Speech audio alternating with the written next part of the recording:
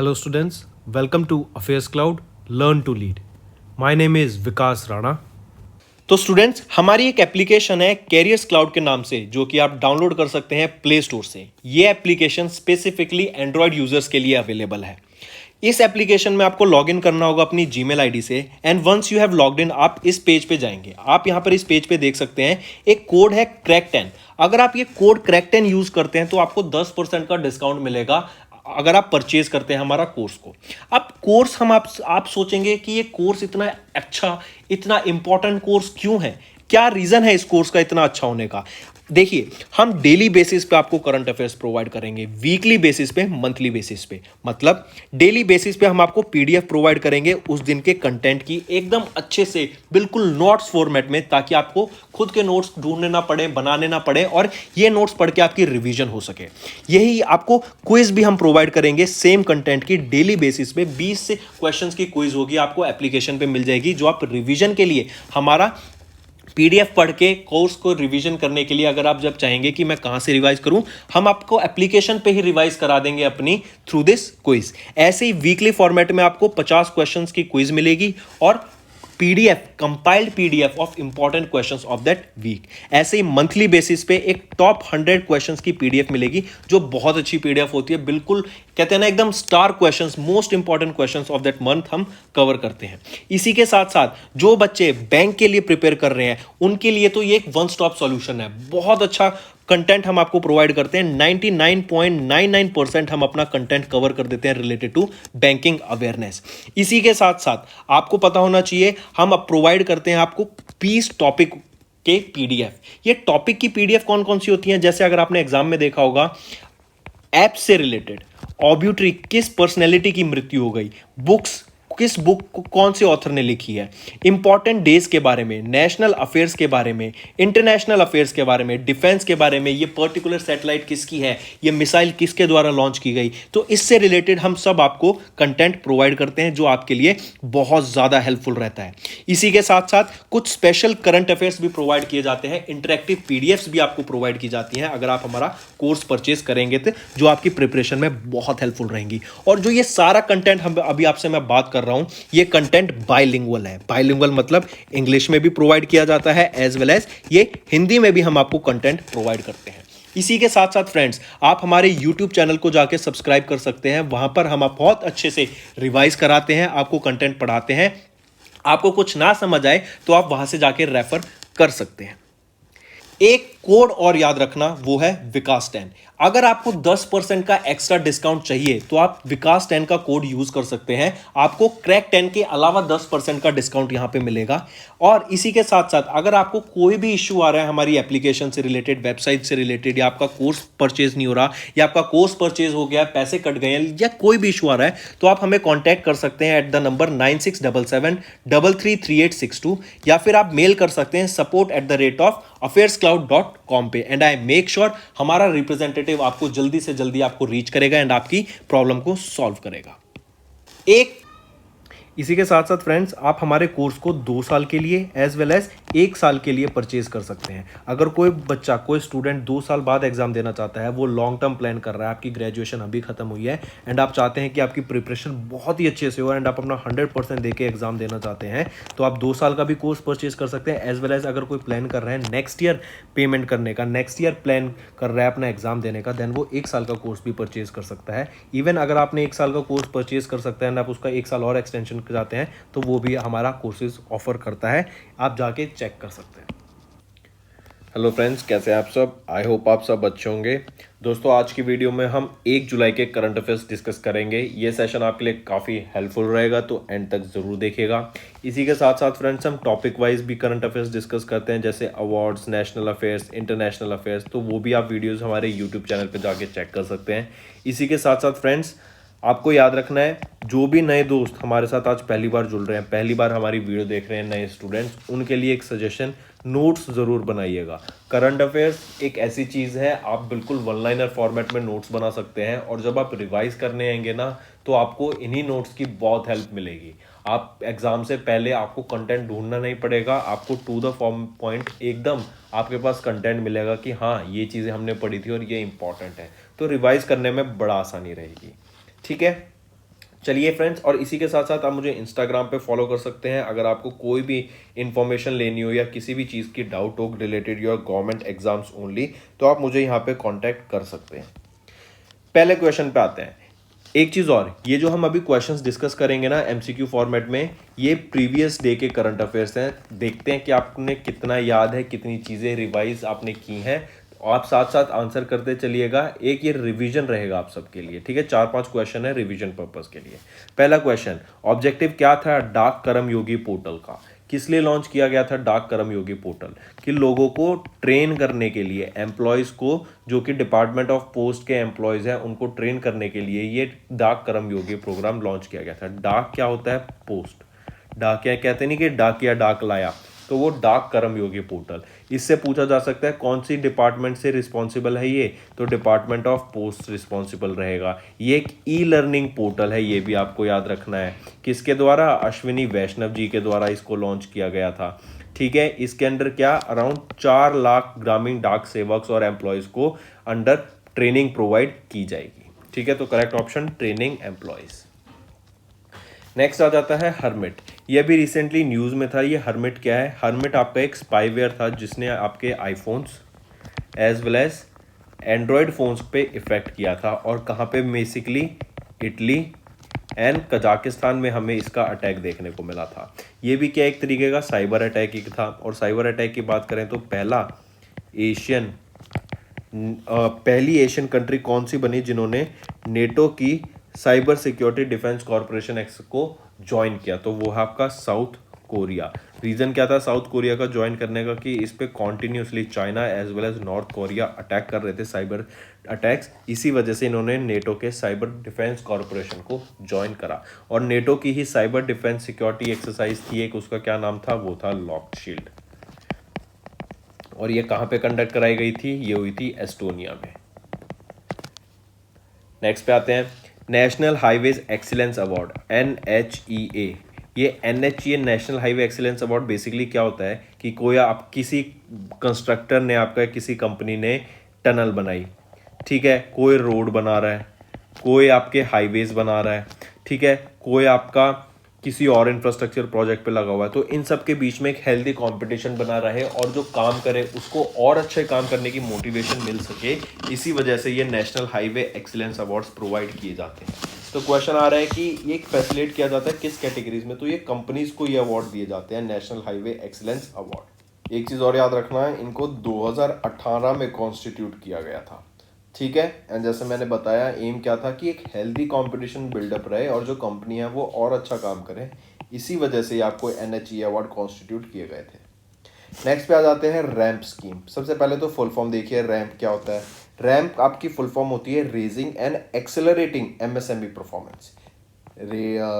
Raising and accelerating, M से होता है MSME परफॉर्मेंस, ठीक है। तो ये आपकी रैंप की फुल फॉर्म हो गई। तो बेसिकली ये रैंप MSME सेक्टर से रिलेट करता है, तो इसकी जो रिस्पॉन्सिबल मिनिस्ट्री होगी वो भी कौन सी होगी? मिनिस्ट्री ऑफ MSME ही रहेगी, ठीक है। तो ये भी डायरेक्ट क्वेश्चन हो गया। नेक्स्ट पे आते हैं, नेशनल इंश्योरेंस अवेयरनेस डे कब ऑब्जर्व किया जाता है? तो 28 जून को हम national insurance awareness day observe करते हैं। 21 जून को क्या ऑब्जर्व करते हैं? इंटरनेशनल योगा डे ऑब्जर्व किया जाता है। 5 जून को हम क्या ऑब्जर्व करते हैं? एनवायरनमेंट डे ऑब्जर्व करते हैं। ये दोनों बहुत इंपॉर्टेंट क्वेश्चन है।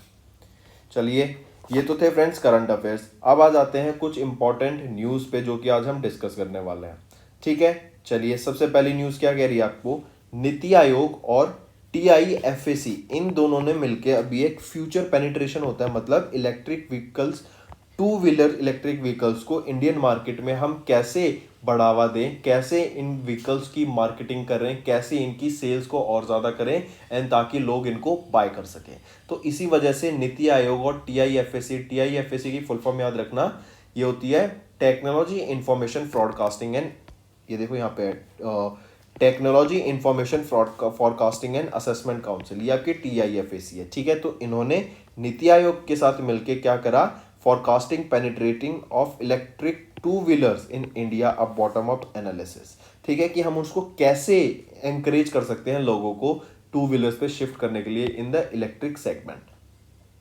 फिर इसी के साथ साथ याद होगा अगर आपको माई इलेक्ट्रिक व्हीकल, ये क्या था, ये भी एक पोर्टल था जो कि लॉन्च किया गया था दिल्ली के द्वारा, ताकि जो ऑटोज होती हैं इलेक्ट्रिक ऑटोज को बढ़ावा देने के लिए लॉन्च किया गया था बेसिकली ये।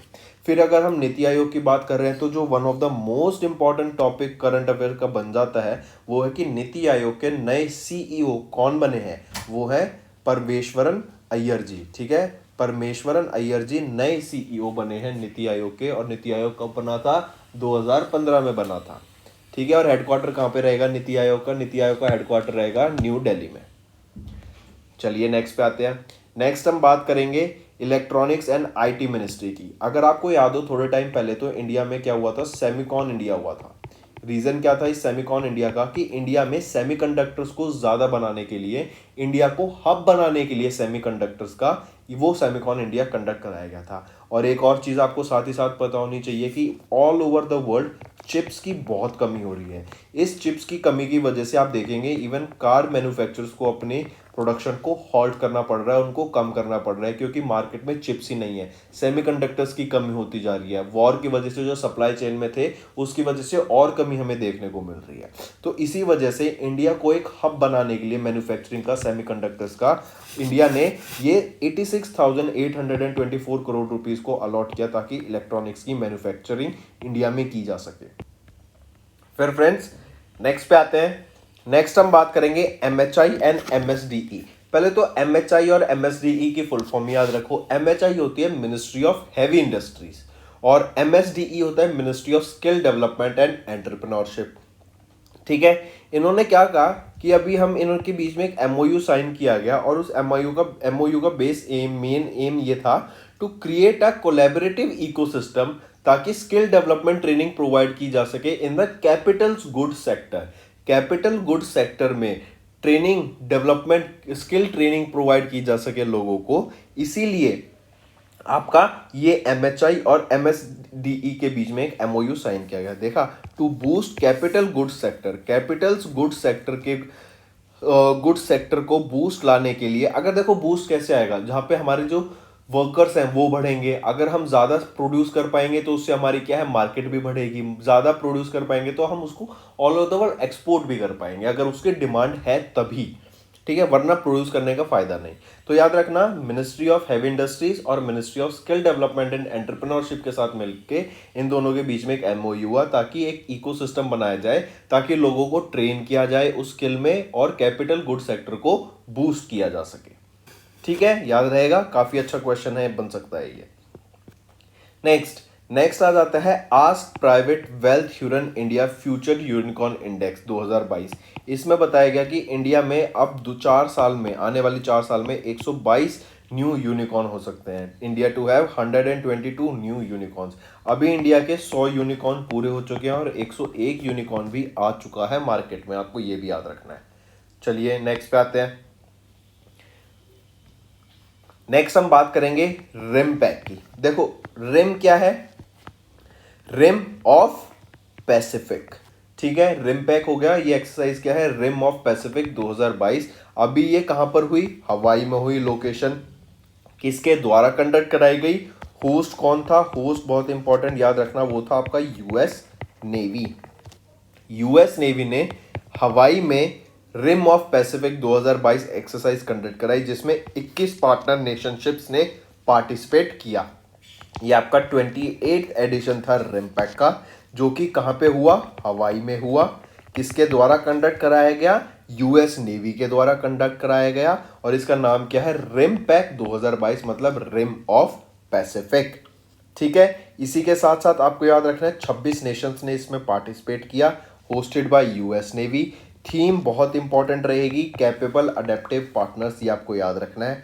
फिर इसी के साथ साथ आपको याद रखना है कि इंडिया की तरफ से आईएनएस सतपुरा और project A time maritime petrol aircraft ने इसमें पार्टिसिपेट करा। ठीक है, तो ये चीजें आपको इससे रिलेटेड याद रखनी पड़ेंगी। नेक्स्ट पे आते हैं। नेक्स्ट हम बात करेंगे बेंगलुरु की। अभी recently sustainability index in India में टॉप करने वाला कौन बन गया है, वो है आपका बेंगलुरु।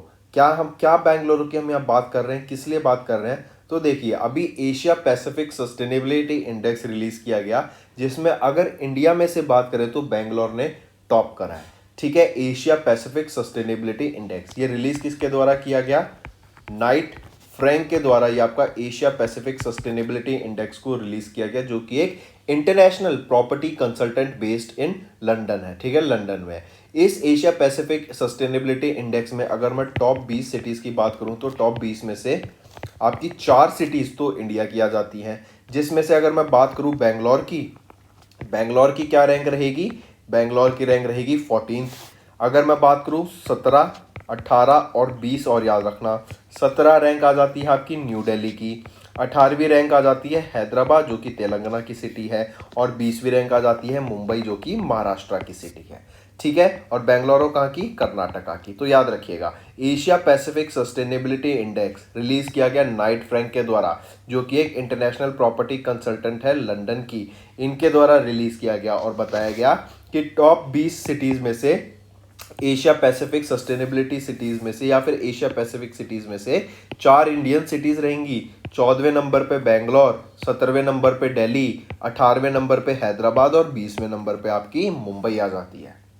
नेक्स्ट पे आते हैं। नेक्स्ट न्यूज हम बात करेंगे ग्लोबल स्टार्टअप इकोसिस्टम इंडेक्स की, कि कौन सा एक इकोसिस्टम होता है। आपको पता ही है इकोसिस्टम क्या होता है। जैसे हमारी धरती पूरे एक इकोसिस्टम पे, हाइड्रोस्फेयर, लिथोस्फेयर, एटमॉस्फेयर, इन सब का एक इकोसिस्टम बना हुआ है, और एक सब जैसे कहते हैं ना, नेचर सब मिलजुल के रहते हैं, नेचर के हिसाब से रहना चाहिए, नेचुरल एक इकोसिस्टम में रहना चाहिए। तो ऐसे ही स्टार्टअप का भी एक इकोसिस्टम होता है कि जहाँ पे लोगों के पास आइडिया है और वहीं पे एक सब कुछ वहीं पे डेवलप हो रहा है।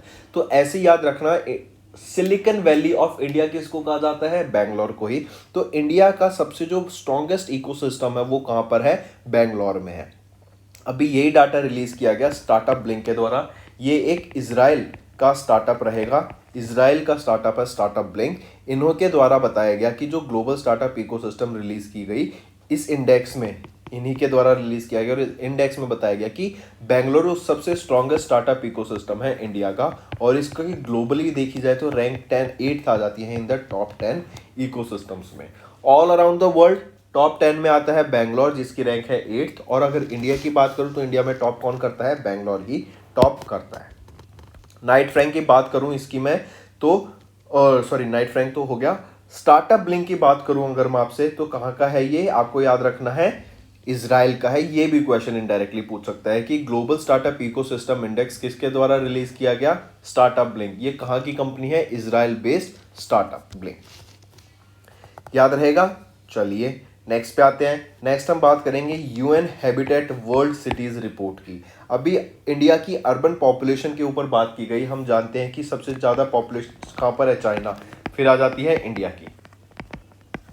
ठीक है, अब बताया जा रहा है कि इससे रिलेटेड, पॉपुलेशन से रिलेटेड ही एक डाटा रिलीज किया गया कि आने वाले 2035 तक इंडिया की जो पॉपुलेशन होगी 675 मिलियन पीपल की ये पॉपुलेशन हो जाएगी। ठीक है, तो अगर हम देखें इंडिया की पॉपुलेशन का डाटा, अभी रिसेंटली जो पॉपुलेशन 2020 में काउंट की गई थी वो थी 483 मिलियन की। फिर कह रहे हैं कि 2025 तक बढ़ के हो जाएगी 542 मिलियन, 2030 तक हो जाएगी 607 मिलियन, और 2035 तक जो हमने डाटा देखा कितनी हो जाएगी? 675 मिलियन लोगों की पॉपुलेशन हो जाएगी, जो कि इंक्रीज की जा रही है अर्बन एरियाज में। अब हम देख रहे हैं लोग शहर, गांव अपना छोड़ के, विलेज एरिया छोड़ के कहाँ पे आ जाते हैं? एरियाज में, अर्बन एरियाज में आ जाते हैं, जहाँ पे प्रॉपर डेवलपमेंट हो चुकी है, जहाँ पे सारी फैसिलिटीज प्रोवाइड की जाती हैं। चलिए नेक्स्ट डाटा पे आ जाते हैं। नेक्स्ट हम बात करेंगे एयरटेल पेमेंट्स के द्वारा भी पार्टनर किया गया एक्सिस बैंक के साथ, ताकि लास्ट माइल कैश कलेक्शन को डिजिटाइज किया जा सके। मतलब जो भी आप पेमेंट कर रहे हैं, अब आपने देखा होगा एक न्यूज़, और एक फैक्ट बताता हूँ, पहले आप पेमेंट कम करते थे, खर्चा कम करते थे जब तक यूपीआई नहीं आया था। लेकिन अगर जब से यूपीआई आया है, आपने नोटिस किया होगा कि आपका जो खर्चा है वो भी बढ़ गया है, क्योंकि कहीं पे भी जाते हैं जस्ट आपको यूपीआई करना है, click payment, touch payment, scan करते ही पेमेंट। तो इससे क्या होगा, और हमने इसी की वजह से, इसी रीजन की वजह से आप देखेंगे कि इंडिया का जो ट्रांजैक्शन है ना वर्ल्ड में, रियल टाइम पेमेंट ट्रांजैक्शन, वो सबसे ज्यादा था। अराउंड 40% इंडिया का ट्रांजैक्शन था वर्ल्ड में। इसके बाद आ जाता है 18% जो कि था आपका चाइना का। लेकिन वर्ल्ड में अगर रियल टाइम पेमेंट्स की बात करें तो सबसे ज्यादा किसका रहेगा ऑनलाइन ट्रांजैक्शन का? इंडिया का रहेगा। ठीक है, तो लास्ट माइल कैश कलेक्शन के लिए, उसको डिजिटाइज करने के लिए एयरटेल पेमेंट बैंक ने एक्सिस बैंक के साथ पार्टनर किया और ये टारगेट करेंगे टायर 3 सिटीज को एंड सेमी अर्बन रीजन्स को। मूविंग ऑन, नेक्स्ट हम बात करेंगे इंस्टा COI मतलब Insta confirmation of insurance. For example आप कहीं इंश्योरेंस कराते हैं, वहां पे आपको टाइम लग रहा है, तो वो आपको एक तो बेचैन भी कर देता है, आपको एंग्जाइटी भी होगी कि होगा या नहीं होगा, कब तक होगा, क्यों नहीं हो रहा, क्या हो सकता है कि फिर कब होगा, क्या डिले ना हो जाए। तो इसी चीज़ को अवॉइड करने के लिए और एक बेटर कस्टमर एक्सपीरियंस प्रोवाइड करने के लिए मैक्स लाइफ इंश्योरेंस ने ये Insta COI Insta confirmation of insurance को लॉन्च किया ताकि लोगों को हेल्प की जा सके एज वेल एज लोगों को एक बेटर कस्टमर एक्सपीरियंस प्रोवाइड किया जा सके। किसके द्वारा? मैक्स लाइफ इंश्योरेंस कंपनी के द्वारा। ठीक है, फिर इसमें याद रखना है this initiative is strengthened by AI enable मतलब artificially enabled smart underwriting which is capable of certain low risk prospect for a sum of ₹25 lakh. Moving on, next हम बात करेंगे वर्ल्ड बैंक ने अभी $1 बिलियन का लोन अप्रूव किया to support India के health care sector को। इंडिया के हेल्थ केयर सेक्टर को बेटर बनाने के लिए अभी $1 बिलियन का लोन अप्रूव किया और जो ये $1 बिलियन का है ना, ये 2 पार्ट्स में आएगा मतलब $500 मिलियन ईच के पार्ट में आएगा ताकि लोगों को, क्योंकि देखो पैसा इंडिया में आएगा, इससे क्या होगा, एक तो डेवलपमेंट होगी और उससे क्या होगा, हमें जो बेटर फैसिलिटीज और सर्विस भी प्रोवाइड की जाएगी। जैसे हेल्थ केयर सेक्टर में हर लोगों को और अच्छा ट्रीटमेंट मिल सकेगा and even research and development की भी अपॉर्चुनिटीज खुल जाती हैं ऐसे सेक्टर में। ये जो $1 बिलियन आएगा ये सपोर्ट करेगा इंडिया के फ्लैगशिप प्रोग्राम को जो कि है प्रधानमंत्री Ayushman Bharat health infrastructure mission को। ठीक है, और ये लॉन्च कब किया गया था? 2021 में लॉन्च किया गया था during covid. Moving on, next बात करेंगे ICICI डायरेक्ट ने लॉन्च किया एक आई लर्न एप्लीकेशन को। ये बेसिकली क्या है, जो आपकी इन्वेस्टमेंट अपॉर्चुनिटीज़ होती है ना, उसके बारे में लोगों को अवेयर कराने के लिए बताता है कि आप कहाँ इन्वेस्ट कर सकते हैं, क्या क्या अपॉर्चुनिटीज़ अवेलेबल हैं। क्योंकि अभी हम देखते हैं इंडिया में काफ़ी ऐसे लोग हैं जिनको इंश्योरेंस नहीं, किसी भी इन्वेस्टमेंट अपॉर्चुनिटीज़ के बारे में पता नहीं है। कई ऐसे फाइनेंशियल प्रोडक्ट्स होते हैं जहाँ पे आप इन्वेस्ट कर सकते हैं, कुछ ज़्यादा रिस्की होते हैं, वहाँ पे हाई रिटर्न मिलता है, कुछ लो रिस्की होते हैं, वहाँ पे रिटर्न कम होता है लेकिन वो रिस्क प्रूफ होते हैं। जैसे फिक्स डिपॉजिट FD, आपका पैसा उसमें से कम नहीं होगा, बस आएगा ही आएगा, ये आपकी फिक्स डिपॉजिट्स हो जाते हैं। तो ऐसे कई आपके इन्वेस्टमेंट ऑप्शंस होते हैं जो लोगों को नहीं पता होता, उनके बारे में बताना, जैसे tranches, AA tranches, AAA tranches. तो इन सब की अवेयरनेस क्रिएट करने के लिए इन द जनरल पब्लिक ये आई लर्न एप्लीकेशन लॉन्च किया गया ICI डायरेक्ट के द्वारा। ठीक है, चलिए नेक्स्ट पे आते हैं। नेक्स्ट हम बात करेंगे अटॉर्नी जनरल की। अटॉर्नी जनरल कौन होता है? ये हाईएस्ट लॉ ऑफिसर होता है किसी भी गवर्नमेंट का। जैसे मान लो आप पे केस हो गया, तो आप पे केस हो जाता है तो आप कोर्ट जाएंगे, तो आपको रिप्रेजेंट करने के लिए कोई लॉयर चाहिए। तो ऐसे गवर्नमेंट और इंडिया को रिप्रेजेंट करने के लिए जो लॉयर होता है वो होता है अटॉर्नी जनरल। इनको 71 आर्टिकल में मेंशन किया गया है अटॉर्नी जनरल को। और अभी रिसेंटली अटॉर्नी जनरल के वेणुगोपाल जी, इनको रीअपॉइंट कर लिया गया है to the post of attorney general for a period of 3 months. 3 और महीने के लिए इनको अटॉर्नी जनरल की पोस्ट पे अपॉइंट कर लिया गया है, याद रखिएगा। And I correct myself, 71 नहीं 76 आर्टिकल होता है ये। ठीक है, कौन सा आर्टिकल होता है? 76 आर्टिकल होता है जिसमें बताया जाता है कि there will be a post of attorney general, और जो कि हाईएस्ट लॉ ऑफिसर होंगे इंडिया के। फिर आपको याद रखना है के वेणुगोपाल जी, इनको 2017 में अटॉर्नी जनरल बनाया गया था। ये 15वें अटॉर्नी जनरल थे और इन्होंने किनको रिप्लेस किया गया था? मुकुल रोहतगी को इन्होंने रिप्लेस किया था। नेक्स्ट हम बात करेंगे अभ्यास। अभ्यास क्या होता है? एक संस्कृत वर्ड है और अभ्यास का मतलब होता है प्रैक्टिस। तो अभी रिसेंटली इंडिया ने सक्सेसफुली टेस्ट किया, आप यहाँ पे देख सकते हैं, एक high speed expendable aerial target को। ठीक है, ये किसके द्वारा टेस्ट किया गया? सबसे पहली चीज DRDO के द्वारा डेवलप किया गया और टेस्ट किया गया। कहाँ पे इसका टेस्ट सक्सेसफुली कंडक्ट कराया गया? Off the coast of Odisha इसको सक्सेसफुली कंडक्ट कराया गया। ठीक है, ये अभ्यास जो है आपका एक high speed expendable aerial target है जो कि integrated test range off the coast of Odisha के में टेस्ट किया गया और DRDO के द्वारा इसको टेस्ट किया गया था। अभ्यास की बात करें, मैं बता ही चुका हूं, संस्कृत वर्ड है जिसका मीनिंग है प्रैक्टिस। मूविंग ऑन, नेक्स्ट हम बात करेंगे इंग्लैंड के क्रिकेटर की, ऑयन मॉर्गन ने अभी इंटरनेशनल क्रिकेट फॉर्मेट से अपनी रिटायरमेंट ले ली है। केविन पोलार्ड, इन्होंने भी रिटायरमेंट ले ली है, ये भी क्रिकेट से बिलोंग करते हैं। ठीक है, याद रखिएगा। नेक्स्ट हम बात करेंगे 30 जून। 30 जून को हम क्या ऑब्जर्व करते हैं? Asteroid day. और 30 जून को ही आपको याद रखना है इंटरनेशनल डे ऑफ पार्लियामेंटरिज्म भी ऑब्जर्व किया जाता है। इसी से याद रखना, म्यूजियम की अगर मैं बात करूं, 2 म्यूजियम से रिलेटेड न्यूज आपको याद रखनी है। चलो आगे बताता हूं आपको, मैं पहले ही कन्वर्ट करते हैं। महाराष्ट्र, इन्होंने अभी सिटी में 2 सिटीज के नाम चेंज करे। एक तो औरंगाबाद सिटी का नाम चेंज करके शामबाजी नगर कर दिया, और ओस्मानाबाद सिटी का नाम चेंज करके क्या कर दिया?